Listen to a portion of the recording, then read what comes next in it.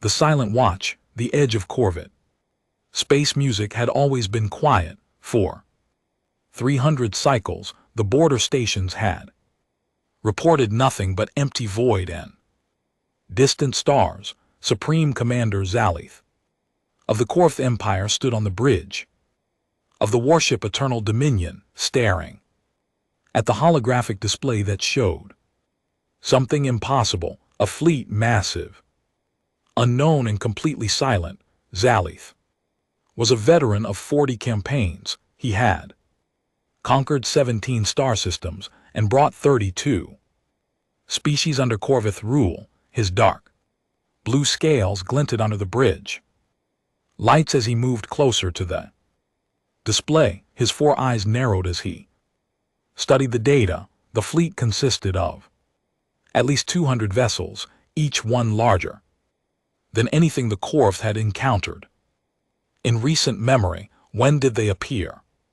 Zalith asked his second officer, Mira, a younger Corvette with bright green markings across her scales. 16 hours ago, Commander Mira replied, her voice steady despite the tension in the air. Our border sensors detected them. Suddenly, they weren't there, and then they were. No warp signatures, no energy trails, they just appeared. Zalith's tail twitched with irritation. Ships did not simply appear, there were always signs, always traces. The fact that this fleet had materialized without warning meant their technology was far beyond what the Corvette understood. That thought made his blood run cold. Have they responded to our hails? He asked. No, Commander. We've sent 17 messages across all known frequencies. Nothing. They're just sitting there holding position at the border. Zalith studied the fleet formation. The ships were arranged in perfect geometric patterns, each vessel maintaining exact distance from its neighbors. The precision was remarkable. Whoever commanded this fleet possessed discipline and coordination that rivaled even the Corvette military. What do we know about their design? Zalith asked, gesturing to the tactical officer. Officer Rinth, a scarred veteran with missing scales from old battles, brought up detailed scans. Ships are unlike anything in our database, Commander. The hulls appear to be composed of layered alloys we cannot identify. Their energy signatures are stable but powerful. Each vessel generates enough power to match 3 of our battleships. The bridge fell silent. 300 Corvette battleships worth of power sat at their border, unmoving and silent. The implications were staggering. Could they be the Zenthri? Mira suggested, referring to an ancient race that had vanished millennia ago. Zalith shook his head. The Zenthri left this galaxy long before the Corvette rose to power. These ships are new, recently constructed. Look at the whole plating. No wear, no damage. This fleet is fresh. He moved to the central command pedestal and activated the communication array himself. If whoever commanded this fleet refused to answer subordinates, perhaps they would answer the Supreme Commander of the Corvette Empire. Unknown fleet. This is Supreme Commander Zalith of the Corvette Empire. You have entered territory without authorization. Identify yourselves immediately or be considered hostile. The message transmitted across space. Seconds passed, then minutes. The bridge crew watched their instruments, hoping for any response. Still nothing. Zalith felt anger rising in his chest.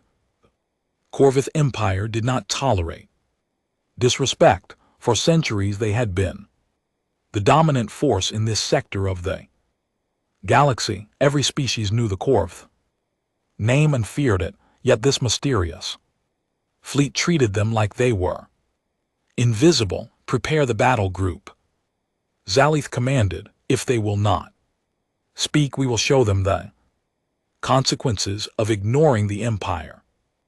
Mira hesitated. Commander, we do not know their capabilities. Engaging without more information could be dangerous. Are you questioning my judgment, Officer Mira? No, Commander.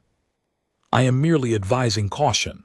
Zalith considered her words. She was right, of course. Wisdom dictated gathering more intelligence before committing to battle, but the Empire's reputation was at stake if word spread that an unknown fleet could enter Corvith and ignore their commands. It would invite challenges from every corner of the galaxy. Send 3 scout ships. Zith decided. Fast approach. Scan their defenses and weapon systems.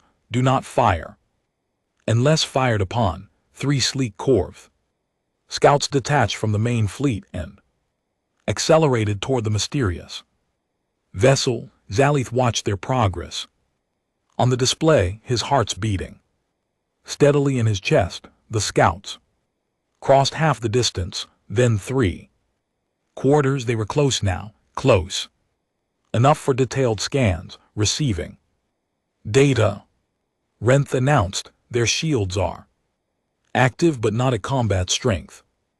Weapon systems are powered but not locked on our scouts. They're allowing us to approach. That was strange. If this fleet wanted to remain mysterious, why allow close examination unless they were confident that even detailed scans would not reveal their secrets? The scouts completed their pass and began transmitting full sensor data. Renth worked quickly compiling the information. His expression grew more troubled with each passing moment. Commander, the results are disturbing.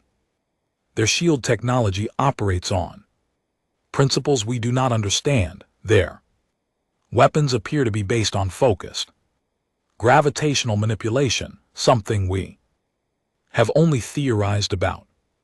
And their whole composition includes elements that should not exist naturally. Artificial elements? Zalith asked. Yes, Commander. Created through processes we cannot replicate. Whoever built these ships possesses scientific knowledge centuries beyond our own. The bridge crew exchanged worried glances. The Corvith Empire had always believed themselves to be at the pinnacle of galactic civilization. They had conquered every species they encountered through superior technology and military might. But this fleet suggested there were powers in the galaxy they had never imagined. Where could they have come from? Mira wondered aloud. We have scouts throughout this entire sector. How could a civilization this advanced escape our notice? Zale did not have an answer. He returned to studying the display, looking for any clue that might reveal the fleet's origins. The ship designs were elegant but functional, with no unnecessary decorations or cultural markers. They were pure utility, built for efficiency and power. Then something caught his attention, a small symbol on the hull of the nearest vessel, barely visible in the scanner image. He magnified the view, enhancing the resolution until the symbol became clear. It was simple, a circle with a cross dividing it into 4 sections. In the upper left section, a small sphere with rings around it. In the upper right, a blue and green sphere. Lower sections contained mathematical symbols. Renth analyzed that symbol. Zalith commanded, cross-reference it with every known civilization in our database. The tactical officer worked for several minutes running the symbol through countless archives and historical records. Finally, the computer produced a result. Commander, I have a match, but it cannot be correct. Show me. The display shifted, showing an old file from the Corv archives. It was A survey report from over 400 cycles ago, documenting a primitive world in a distant system. The world was called Earth, and its inhabitants were known as humans. The report concluded that the humans possessed no significant technology and posed no threat to the empire. The recommendation was to ignore them completely. The same symbol appeared in the report. It represents the human solar system with their home world marked in blue and green. This is impossible. Mirror-breathed. That survey described a species barely capable of space travel. They had no advanced weapons, no unified government, nothing that suggested they could ever challenge the Empire. The awakening storm. Captain Sarah Reeves stood in the command center of the UED's Horizon, the flagship of humanity's secret fleet. The vast viewport before her displayed the Corv warships hovering in the distance, their weapon systems glowing with barely contained energy. She had spent 3 years preparing for this moment, but now that it had arrived, the weight of it pressed heavily on her shoulders. Captain, the Corvette commander has agreed to meet, reported Lieutenant Commander James Park, her communications officer. He's requesting a neutral location for discussions. Sarah nodded slowly, her dark eyes never leaving the Corv fleet. Invite him aboard the Horizon. If we're going to change the galaxy's perception of humanity, we need to show strength, not fear. Inviting them onto our flagship, Park questioned, concern evident in his voice. That's a significant risk. It's a calculated one, Sarah replied. The Corvith respect, power and confidence, suggesting a neutral meeting place would make us appear cautious and weak. Inviting them here shows we fear nothing they can do. She turned to face her bridge crew, all of them hand-picked from Earth's best military minds. This is what we trained for. The Corv have dominated this sector for centuries because nobody challenged them. They've grown comfortable with their superiority. Today they learned that humanity will not bow. Within the hour, a Corv shuttle approached the Horizon. Sarah watched its progress from the observation deck adjacent to the main conference room. The shuttle was elegant in its design, built for speed and maneuverability. It docked smoothly and Sarah made her way to the reception area. Supreme Commander Zalith emerged from the airlock, flanked by 2 guards. He was impressive in person, standing nearly 7 ft tall with deep blue scales that reflected the ship's lighting. His 4 eyes studied everything with keen intelligence, taking in every detail of the human vessel. Supreme Commander Zalith. Sarah greeted him, extending her hand in the traditional human gesture. Welcome aboard the Horizon. I'm Captain Sarah Reeves. Zalith looked at her outstretched hand for a moment before grasping it carefully. His grip was firm but controlled.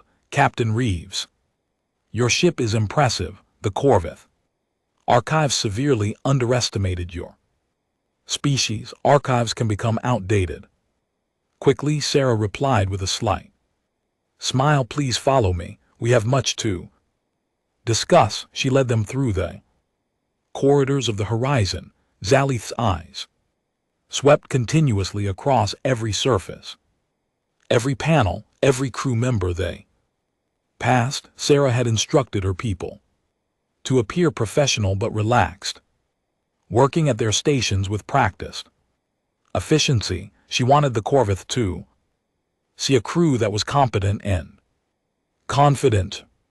The conference room was simple but elegant, with a large table made of earth oak and chairs designed to accommodate various species. Holographic projector sat in the center. currently displaying a rotating image of Earth, your home world, Zalith observed.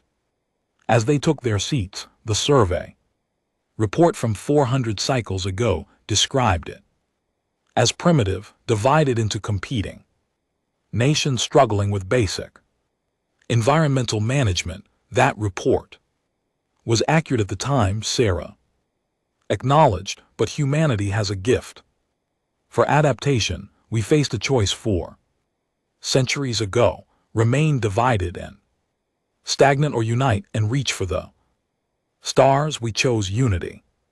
She activated the projector and the image shifted to show Earth's solar system, then expanded outward to display dozens of human colonies spreading across multiple star systems. After we achieved global unity, we invested everything into education, science, and exploration. We studied every piece of alien technology we could find, reverse engineered it, improved upon it. Within 200 years we had established colonies on 17 worlds.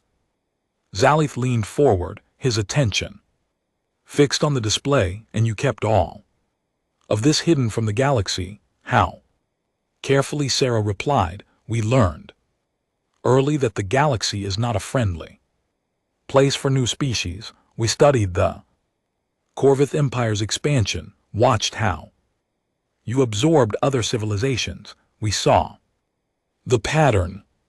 Any species that revealed strength too early became a target. Any species that appeared weak was conquered or ignored. She changed the display to show historical footage of Corv conquest, worlds burning, population subjugated, entire cultures absorbed into the empire. We decided to remain invisible until we were strong enough. That conquest was impossible, so we built our colonies in remote systems far from established trade routes. We developed stealth technology that could hide our ships from conventional sensors, and we waited for what? Zalith asked, though Sarah could see in his eyes that he already knew the answer. For the right moment to reveal ourselves, for the moment when we could step onto the galactic stage as equals, not as subjects or victims. Zalith was silent for a long moment, processing this information. You have been watching us, studying us, learning our weaknesses. Yes, Sarah admitted without hesitation, just as you would have done. In our position, the Corvith Empire is powerful, Commander. We respect that power, but respect and submission are not the same thing. She stood and walked to the viewport, gesturing for Zalith to join her. Together they looked out at the two fleets facing each other. Across the void, that fleet you see represents only a fraction of humanity's military capability, Sarah said quietly. We have shipyards and systems you've never surveyed. We have weapons, technology your scientists would need decades to understand. We have allies among species you believe you've conquered, who have been waiting for someone to challenge the Empire's dominance. Zalith's scales rippled with what Sarah had learned was a sign of agitation. You speak of war. Are you threatening the Corvith Empire? No, Sarah turned to face him directly. I'm offering you an alternative to war. The galaxy is larger than this sector. Commander, there are threats beyond your borders that neither the Corvith nor humanity can face alone. We've detected them, signals from deep space ships, using technology that makes both our fleets look primitive. She returned to the table and brought up new data on the projector, sensor readings from humanity's most distant outposts showing strange energy signatures and unidentified vessels. Something is coming, Commander, something that will make our current posturing seem foolish and petty. Humanity didn't reveal ourselves to conquer the Corvith Empire. We revealed ourselves because it's time for the galaxy's powers to stop fighting each other and start preparing for what's beyond our borders. Zalith studied the data carefully, his tactical mind analyzing the implications. These readings could be false, created to manipulate the Empire into an alliance. They could be, Sarah agreed, but you're too intelligent to dismiss them without investigation, and deep down you know I'm telling the truth. The Corvith Empire has grown comfortable. You've spent centuries conquering weaker species and calling it strength, but true strength isn't measured by who you can defeat. It's measured by who you can stand beside as an equal. She sat down. Again, her expression serious. I'm not asking the Corvith to surrender or submit. I'm asking you to evolve too. Recognize that the old ways of galactic power are ending. The galaxy is changing, Commander. Species are becoming smarter, more resilient. Technology is advancing faster than empires can control it. The choice before you is simple: adapt and survive, or remain rigid and eventually fall. Zalith returned to his seat, his four eyes studying Sarah with newfound respect. You are either incredibly brave or incredibly foolish, Captain Reeves. Perhaps both. Humanity has been called both many times throughout our history. Sarah replied with a slight smile. Usually right before we accomplish something impossible. And what is it you want from this meeting? What are your terms? Recognition, Sarah stated simply. Formal acknowledgement of humanity as an independent power with sovereign rights to our territories, establishment of diplomatic relations between Earth and the Corvith Empire, and a mutual defense pact against external threats. That is a significant demand. The Empire does not make pacts with former primitives. Then perhaps it's time the Empire learned new customs, Sarah countered. Because those former primitives now command a fleet that could match your ship for ship, because we possess technology you don't understand and cannot counter, and because refusing to acknowledge reality has never been a successful strategy for any empire. History. Zalith's tail moved in what Sarah recognized as contemplation. She had studied Corvith body language extensively, preparing for this encounter. Every gesture, every movement carried meaning. If I bring this proposal to the Imperial Council, they will demand proof of your capabilities. Zalith said finally, words and projections will not convince them. Then let us provide proof. Sarah stood and activated her wrist communicator. Commander Park, initiate protocol. Demonstration 7, through the viewport. 3 human vessels detached from the main fleet. They moved with fluid grace, accelerating to speeds that made Zalith's eyes widen. The ships performed maneuvers that should have been impossible, turning at angles that would tear conventional vessels apart. Then they demonstrated their weapons. Beams of concentrated energy lanced out, striking prepositioned targets. The targets, massive asteroids that humanity had moved into position specifically for this demonstration, simply ceased to exist. No explosion, no debris field. They were there, and then they were gone, converted to energy by weapons that manipulated matter at the quantum level.